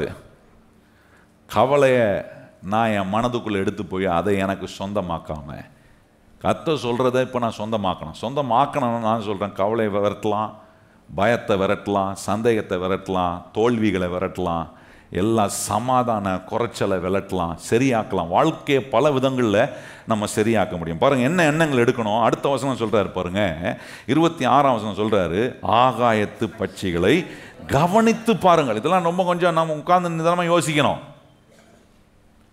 மனுஷனுக்கு சொல்லிட்டு அடுத்தது எங்கே வராருன்னு கொஞ்சம் கவனிச்சு பாருங்க. மனுஷனுக்கு சொல்கிறாரு, என்ன சொல்கிறாரு, எண்ணத்தை உண்போம், எண்ணத்தை குடிப்போம், எண்ணத்தை உடுத்துவோம், என்ன பண்ணாத கவலைப்படான்னு சொல்லிட்டு மனுஷனை சொல்றாரு, எதை கொஞ்சம் பாரு. ஹலோ, எதை பார்க்கணும்? போய் அடிக்கடி மேலே நின்று மெத்த மாடலில் போய் நின்று கொஞ்சம் பாருங்க, ஆகாயத்து பறவைகள்லாம் கொஞ்சம் பாருங்க, அதை கொஞ்சம் வாட்ச் பண்ணுங்க. கொஞ்சம் ஆண்டவர் உண்டாக்குன இயற்கையெல்லாம் கொஞ்சம் பாருங்க. நல்ல சைட் சீயிங் இருக்கிற மாதிரி இடத்துக்கெல்லாம் ஃபேமிலியாக போங்க, போய் உட்காந்து கொஞ்சம் பாருங்க, அதெல்லாம் எப்படி ஆண்டவர் படைச்சிருக்கிறாரு, எப்படி அது ஏங்குது, கொஞ்சம் உட்காந்து யோசிங்க. யோசிக்கும் போது தான் தெரியும் உங்களை ரட்சித்த தேவன் எவ்வளோ பெரியவராக இருக்கிறார் உங்களுக்குள்ள என்றதை உணர அப்பதான் ஆரம்பிப்பீங்களே. ஏன் உணர ஆரம்பிங்க? ஏன் இங்க மனுஷனுக்கு அதை முதல்ல சொல்லிட்டு அப்புறம் மனுஷனை இங்க இதை பாருப்பா அப்படின்னு சொல்றாரு. என்ன சொல்றாரு? 26ஆம் வசனம், ஆகாயத்து பட்சிகளை கவனித்து பாருங்கள், அவைகள் விதைக்கிறதும் இல்லை, அறுக்கிறதும் இல்லை, களஞ்சியங்களில் சேர்த்து வைக்கிறதும் இல்லை, ஆகிலும் அவைகளையும் உங்கள் பரமபிதா பிழைப்பூற்றுகிறார், அவைகளை பார்க்கிலும். எதுக்கு பார்க்க சொல்றாரு? ஹலோ, இந்த இடத்துல ஆண்டவர் ஏன் இதை பாரு மனுஷனை காட்டிட்டு அடுத்தது யாரை பார்க்க சொல்றாரு? ஆகாயத்து பறவைகளை பாரு, அது என்ன பண்றது இல்லை, அது உழைக்கிறதும் இல்லை, விதைக்கிறதும் இல்லை, சேர்த்து வைக்கிறதும் இல்லை. ஆனால் மனுஷன் எல்லாம் செய்கிறானே. நல்லா கவனிங்க. இப்போ மனுஷன் விதைக்கிறானா? விதைக்கிறான். சேர்த்து வைக்கிறானா? அறுக்கிறானா? எல்லாம் செய்கிறான். ஆனால் இந்த ஆகாயத்து பறவை குறித்து சொல்றாரு, அது ஒன்றும் செய்யறதில்லை. நீங்கள் உடனே ஒரு முடிவு நானும் இப்போ ஆகாயத்து பறவை மாதிரி ஆகிட போகிறேன், நானும் ஒன்றும் மனுஷனாக இருக்கவங்க மனுஷனா என்ன செய்யணுமோ அதை தான் முதல்ல சொல்லிட்டாரு. மனுஷனுக்கு செய்ய வேண்டிய வாழ்க்கையின் முறைகளை 25ஆம் வசனம் சொல்லிட்டாரு. மனுஷன் விதைக்கிறான், மனுஷன் என்ன அறுக்கிறான், மனுஷன் சேர்த்து வைக்கிறான். இதெல்லாம் மனுஷனுக்கு கடவுள் கொடுத்துருக்கிற பண்படுத்துகிற வேலையில் உண்டான ஒரு அமைப்பு, அதை மாற்ற முடியாது. ஆனால் ஆண்டவர் என்ன காட்டுறாருன்னா, இதெல்லாம் செய்கிற உனக்கு இவ்வளோ கிருபை, இவ்வளோ ஆற்றல், இவ்வளோ எக்ஸ்ட்ரா திறமைகளெல்லாம் மனுஷனுக்கு கடவுள் கொடுத்து வச்சிருக்கான். ஆனால் பறவைகளுக்கும் ஆகாயத்து பறவைகள் அதுக்கெல்லாம் இவ்வளோ ஸ்பெஷலான திறமையை நான் கொடுக்கலையப்பா. நான் சொல்றது புரியுதா உங்களுக்கு? கம்பேரிசன் உங்களுக்கு புரியுதா? மற்ற எல்லா ஜீவராசிகளை காட்டிலும் நம்ம சிறப்பான ஜீவராசி. கையை உயர்த்தி ஆமைன்னு சொன்னவங்க பாக்கியவான்கள். மற்றவங்களாம் நான் என்ன பிறவினே தெரியாமல் இருக்கிறேன் பாஸ்டர். நல்லா கவனிங்க, நம்ம ரொம்ப விசேஷமான பாத்திரமா கர்த்தர் நம்மளை உண்டாக்கிற. பக்கத்தில் பார்த்து உங்களை கர்த்தர் விசேஷமான பாத்திரமா, கிருபை உள்ள பாத்திரமா, வரங்கள் உள்ள பாத்திரமா, திறமை உள்ள பாத்திரமா கர்த்தர் என்ன பண்ணியிருக்கிறாரு? அதுதான் கம்பேரிசன் கொடுக்குறாரு. பாரு, வெயிட்டே இல்லாத ஒரு பொருளை பாரு, வெயிட் இருக்கிற நீ எப்படி இருக்கிற பாரு அப்படின்றாரு. புரியுதா உங்களுக்கு நான் சொல்ற கம்பேரிசனு? வெயிட்னா பாடியில் இல்லை, நான் சொல்றேன் வெயிட் விசேஷம், குவாலிட்டி, என்ன ஸ்பெஷாலிட்டி சொல்றாரு. அங்க பாரு, இந்த ஆகாயத்து பறவை அது விதைக்கவும் தெரியாது, அதுக்கு சேர்த்து வைக்கவும் தெரியாது, அதுக்கு என்ன பண்ண தெரியாது, அறுவடை பண்ணவும் தெரியாது. கர்த்தர் கேட்குறாரு, அதையே நான் பிழை பூட்டுவேனா? உன்னை இவ்வளோ விசேஷமாக படைச்சி வச்சிருக்கிறேனே, உன்னை பிழை பூட்ட என்னால் முடியாதான்னு கர்த்தர் கேட்குறாரு. அப்போ என்ன எண்ணங்களை கொண்டு போனோம்? இந்த வசனத்தை வாசிக்கும் போது இப்போ எனக்கு ஒரு எண்ணம் வருது. என்ன எண்ணம் வருது? ஆண்டவரே, நான் இந்த ஆகாயத்து பட்சிகளை பார்க்கிலும் நான் விசேஷமானவன் என்கிற எண்ணத்தை எனக்குள்ள கொண்டு போறேன். அதோட நிறுத்தல, அந்த எண்ணத்தோட இன்னொரு அற்புதமான ஒரு எண்ணத்தை கொண்டு போறேன். என்ன எண்ணம்னா, எனக்கு ஒரு பரலோக பிதா ஒருவர் இருக்கிறாரு, அவர் என்ன விசேஷமானவனா கர்த்தர் பார்க்கிறார். அந்த எண்ணத்தை கொண்டு போறேன். ஒவ்வொரு நாளும் உங்களுக்காக ஒரு பரலோக பிதா இருக்கிறார் என்ற எண்ணம் வரணும் உங்க மனசுக்குள்ள. தூங்கும் போதும் அந்த பரலோக பிதா, ஏசப்பா என் பரலோக பிதாவா இருக்கிறீரே, உமக்கு ஸ்தோத்திரம், என்ன விசேஷமானவனா வச்சிருக்கிறீரே, ஸ்தோத்திரம், எனக்காக நீர் எதையும் செய்ய வல்லவராக இருக்கிறீர். நல்லா கவனிச்சுப்பா, ஆகாயத்து பட்சிகளுக்காக கல்வாரி சிலுவையில் இயேசுநாதர் மரிக்கல. யாருக்காக மரிச்சாரு? உங்களுக்காகவும் எனக்காகவும் தான் இயேசுநாதர் மரிச்சார். எத்தனை பேர் கையை உயர்த்தி ஆமேன்னு சொல்றவங்க ஆண்டவரை மகிமைப்படுத்துங்க.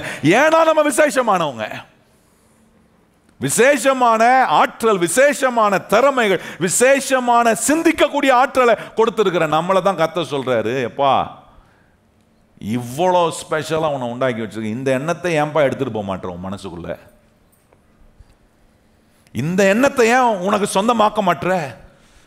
ஆகாயத்து பட்சிகளை காட்டி அதுக்கு விதைக்கவே தெரியும், ஆனா உனக்கு நல்லா விதைக்க தெரியுமே, விதைப்பதுக்கான காரியங்களை சொல்லித்தரனே, சேமிப்புக்கான காரியங்களை சொல்லித்தரனே, அறுவடைக்கான காரியங்களை சொல்லி இவ்வளத்தையும் சொல்லி கொடுத்து ஏன் அது கூட சேர்த்து கவலையும் சொந்தமாக்குற எண்ணங்களா அப்படின்னு கேட்கிறாரு. உன் பரலோக பிதா இவைகள் எல்லாவற்றை காட்டிலும் உன்னை விசேஷத்தை நான் கர்த்தர் பார்க்கிறாரு. ஒவ்வொரு நாளும் இந்த பிக்சரை உங்க மைண்ட்ல மெடிடேட் பண்ணுங்க. என்ன என் பரலோக பிதா விசேஷமானவனாய் பார்க்கிறார். கையை உயர்த்தி சொல்லுங்க, என்னை என் பரலோக பிதா என்னை, என் குடும்பத்தை, என் வேலையை, என் பொறுப்பை, எனக்கு கையில கொண்டு வர பொருளாதாரத்தை கர்த்தர் விசேஷமானதா பார்க்கிறார். ஏன்னா நான் மற்ற எல்லாவற்றை காட்டிலும் விலையேற பெற்றவனா இருக்கிறேன். இந்த பிக்சரை கொண்டு நம்ம பரலோக பிதான்னா வார்த்தையை கொண்டு போயிடக்கூடாது.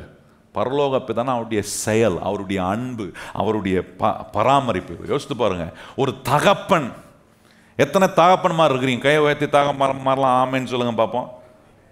நிறைய கை வரமாட்டுது.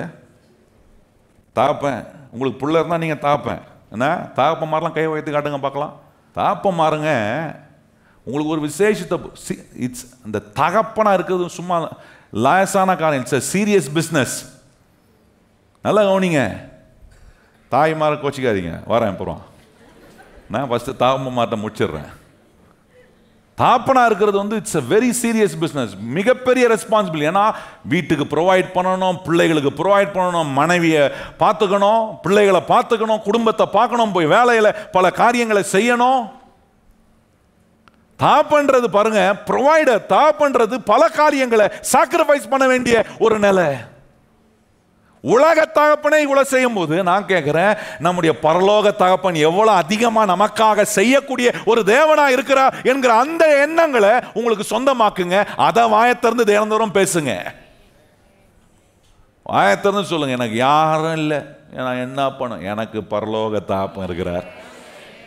இன்விசிபிளான தாப்பன், என் கண்ணுக்கு தெரியலனாலும் என் கூடவே இருக்கிறார், என்னை சுற்றி இருக்கிறார், எனக்காக ஒரு பாளையத்தை இறக்குவார், எனக்காக யுத்தம் பண்ணுவார், எனக்காக முன் செல்வார், எனக்காக எல்லா நன்மைகளையும் தர. எந்த மனுஷன் தடுக்கிறானோ அந்த மனுஷன் மூலமாகவே எனக்கு நன்மையை வர வைக்க என் பரலோக பிதா எனக்காக வேலை செய்கிற நல்ல தேவன்ற பிக்சரை உங்க மனசுக்குள்ள கொண்டு போலனா கவலை தான் படுவீங்க. என்னத்தை உண்போம், என்னத்தை குடிப்போம், என்னத்தை ஒடுத்துவோன்னு.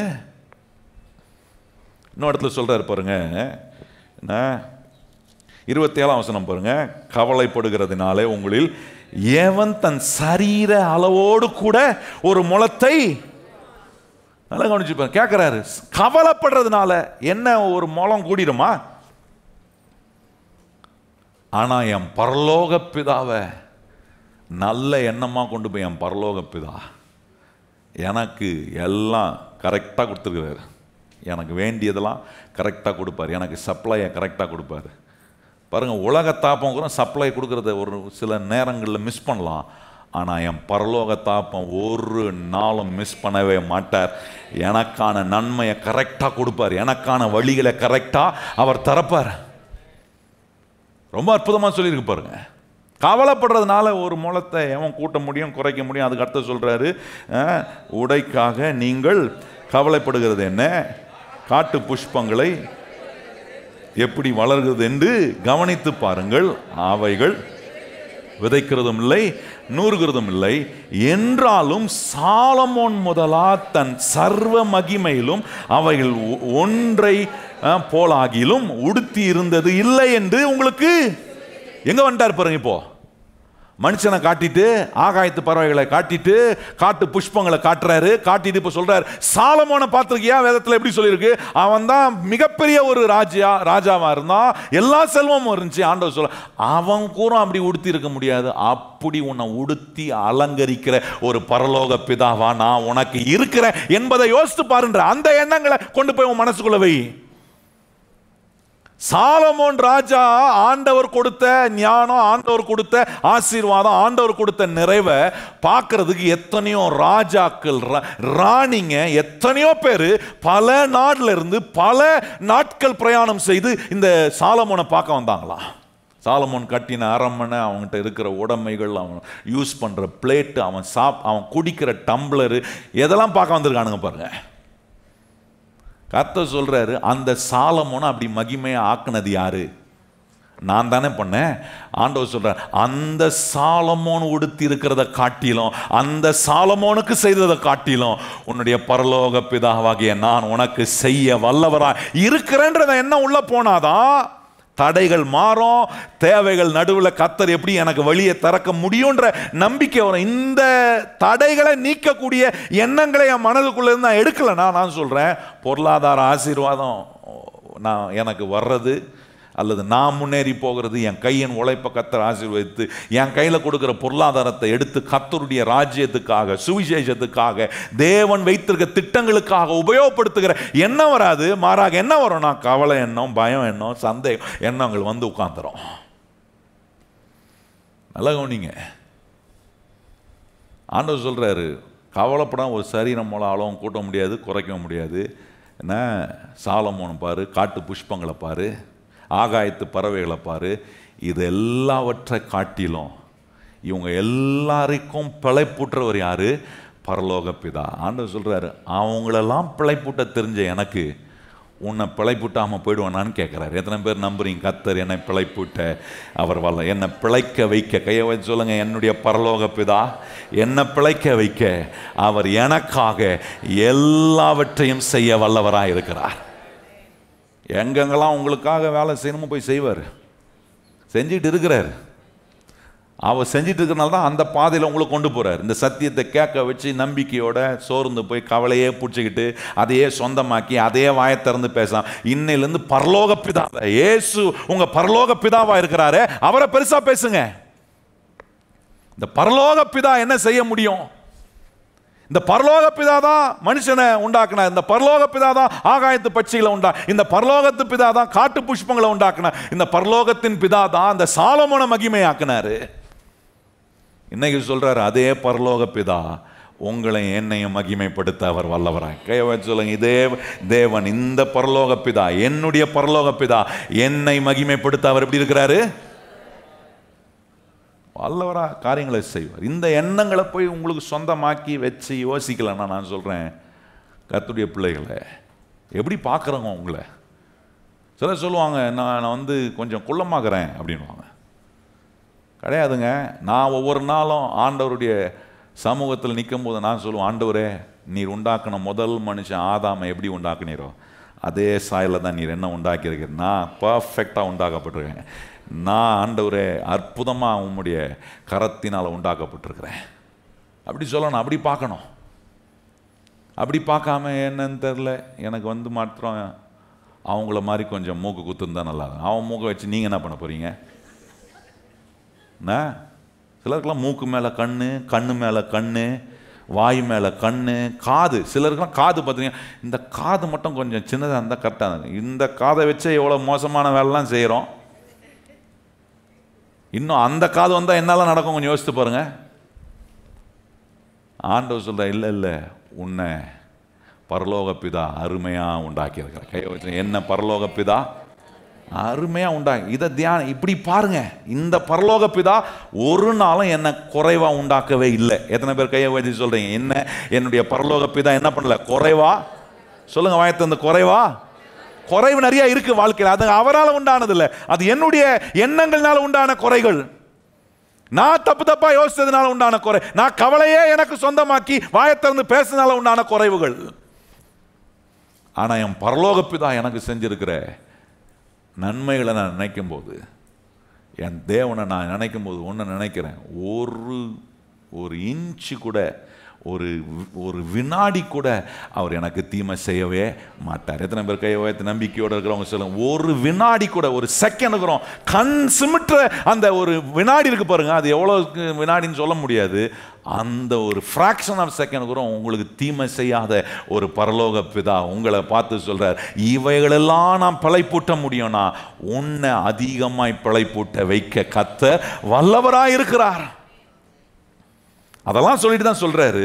என்ன 32 அவன் சொல்றாரு, இவைகள் எல்லாம் அஞ்ஞானிகள் நாடி தேடுகிறார்கள், இவைகள் எல்லாம் உங்களுக்கு வேண்டியவைகள் என்று உங்கள் பரமபிதா. சொல்லுங்க நல்லா வாய்த்து, எனக்கு யார் இருக்கிறா? பரமபிதா ஒருத்தருக்க. எனக்கு எல்லாம் வேணும்னு அவருக்கு தெரியும். அவரை கொண்டு வந்து உங்க பிக்சரா வைங்க, அவரை கொண்டு வந்து உங்க தியானமா மாத்துங்க. ஒவ்வொரு நாளும் இந்த பரலோக பிதா எவ்வளவு அன்புள்ளவர், அதை கொஞ்சம் யோசித்து பாருங்க. இந்த பரலோக பிதா ஒரு நாளும் நம்மளை புறம்பே தள்ளவே மாட்டார். கெட்ட குமாரன் வந்தான் பாருங்க, திருப்பி தன் தகப்பன் வீட்டுக்கு வரும்போது அது என்ன காட்சி? பரலோக பிதா எப்படிப்பட்ட அன்புள்ளவர் என்பதற்கான காட்சி. எல்லா கெடுதியும் செஞ்சு, எல்லா நாச மோசங்களையும் செஞ்சு, வாழ்க்கையை சீரழித்து, அவமானத்தின் மேல் அவமானம், சாகலை, அது ஒண்ணுதான் மிச்சம் அவனுக்கு. எல்லா அவமானத்தையும் வாழ்க்கையில சந்திச்சு தான் தாப்பன்ட்ட திரும்பி வரும்போது அந்த பரலோக தாப்பன் அவனை ஒரு குற்றப்படுத்தக்கூடிய வார்த்தையும் சொல்லாம, பரலோக தாப்பன் தான் அன்பு எப்படி இருக்குதுன்னு காட்டுறதுக்காக வர்றதை பார்த்தவனை ஓடி போய் அவனை கட்டி பிடித்து முத்தம் கொடுத்து, அவன் செய்ய வேண்டிய மனம் திரும்புதல் அவன் செஞ்சான், அது அவனுடைய காரியம். ஆனா நான் இங்க பரலோக பிதாவுடைய பிக்சரை காட்டுறேன். பரலோக பிதா எவ்வளவு குறை இருந்தாலும் போய் ஓடி போய் அணைத்து முத்தம் கொடுக்கிறாரே.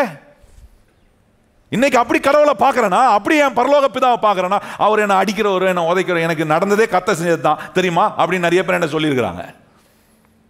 நான் நினைச்சுப்பேன், கடவுளை குறிச்ச இந்த பரலோக பிதாவை குறிச்ச சரியான புரிந்துகொள் இல்லை, எண்ணம் தப்பா எண்ணம் போய் உள்ள உட்காந்துருச்சு. பைபிளில் பரலோக பிதா பிக்சர் காட்டுது. என்ன காட்டுற? கெட்ட குமாரனை ஓடி போய் கட்டி பிடிச்சி முத்தம் கொடுத்து அவனுக்காக யாருங்க பண்ணுவா? எந்த மனுஷன் செய்ய முடியும்? கொஞ்சம் யோசித்து பாருங்க. அதுதான் அவர் பரலோக பிதா. அந்த பரலோக பிதாவுடைய பிக்சரை கொண்டு வந்து உங்க வாழ்க்கை முன்னாடி வைங்க. எவ்வளவு மோசமான நிலையில் நம்முடைய வாழ்க்கை இருந்தாலும் அங்கிருந்து கரம் பிடித்து நம்மளை தூக்கி உயர்த்தக்கூடிய அன்பு நிறைந்த ஒரு பரலோக பிதா. இதெல்லாம் எனக்கு வேணும், எதெல்லாம் எனக்கு வேணும்னு எனக்கு தெரியாத கூட அவருக்கு நல்லாவே தெரியும். எனக்கு கொஞ்சம் தாங்க தெரியும் என்னை பத்தி, என் வாழ்க்கை குறித்து, என் வாழ்க்கைக்கான திட்டங்கள் எனக்கு கொஞ்சம் தான் தெரியும். ஆனா என் வாழ்க்கைக்கான முழு திட்டத்தையும் போட்டு வச்சிருக்கிறாரு என் பரலோக பிதா. அவர் கரெக்டா இன்னது தேவை என்று அறிந்து எனக்கு கொடுக்க அவர் வல்லமை உள்ள தேவனாக இருக்கிறார். இந்த பரலோக பிதா இப்படி கொடுக்கக்கூடிய வல்லமை உள்ள தேவனாக இருக்கிறான்னு தெரியும் போது 33ஆம் வசனம் சொல்லி இருக்கிறது, முதலாவது தேவனுடைய ராஜ்யத்தையும் அவருடைய நீதியும் தேடுங்கள், அப்பொழுது இவைகள் எல்லாம் உங்களுக்கு கூட கொடுக்கப்படும். அடுத்த சொல்ற பாருங்க, ஆகையால் நாளைக்காக கவலைப்படாதிருங்கள், நாளைய தினம் தன்னுடைய வேலைக்காக கவலைப்படும், அந்த நாளுக்கு அதன் பாடு. ஆண்டவர் சொல்ல, அதை பத்தி நீ ஏன் கவலைப்பட்டுனுகிற? இன்னைக்கு என்ன நடக்கணும், நாளைக்கு அதை பத்திலாம் கவலைப்படாதப்பா. அந்த எண்ணங்கள்லாம் உனக்கு மனசுக்குள்ள கொண்டு போய் அதை உனக்கு சொந்தமாக்கி வாயை திறந்து பேசாத. பேசுறவங்க நிறைய பேர் இருக்காங்களா? குறையே பேசுறவங்க இருக்காங்களா? அங்க பேசுற இடத்துல இருக்கிறோம், அந்த எண்ணங்களை கேட்குறீங்களா? வார்த்தைகளை அதை உங்க எண்ணமா உள்ள கொண்டு போய் வாயை திறந்து நீங்க பேசாதீங்க. குறை பேசுற இடத்துல இருக்கிறோம் பாஸ்டர், என்ன பண்றது, எங்க போனாலும் அதையே பேசினுக்கிறான். அவங்க பேசும்போது கேட்கலாம், ஆனால் அதை நீங்கள் சொந்தமாக்குனீங்கன்னா, உங்கள் வாயை திறந்து அவங்க பேசுகிற மாதிரி என்னைக்கு நீங்கள் பேச ஆரம்பிக்கிறீங்களோ அன்னைக்கு நீங்கள் ஒன்று புரிஞ்சுக்கலாம், இதெல்லாம் நான் சொந்தமாக்கிட்டேன். சொந்தமாக்கிட்டீங்கன்னா வாயை திறந்து குறைவையும் என்ன எல்லா விதமான நஷ்டங்களையும் தான் வாயை திறந்து பேசுவேன். இப்படிப்பட்ட ஒரு பரலோக பிதா இருக்கிறார்ன்ற பிக்சரே மறந்துடும். இன்னைக்கு இந்த பிக்சரை உங்கள் மனசுக்குள்ளே கர்த்தர் கொண்டு போய் வைக்கிறார். என்ன நடந்தாலும், எவ்வளோ பெரிய ஆழத்தில் நீங்கள் இருந்தாலும், உங்களுக்காக ஒரு அன்பான பரலோக பிதா இருக்கிறார்.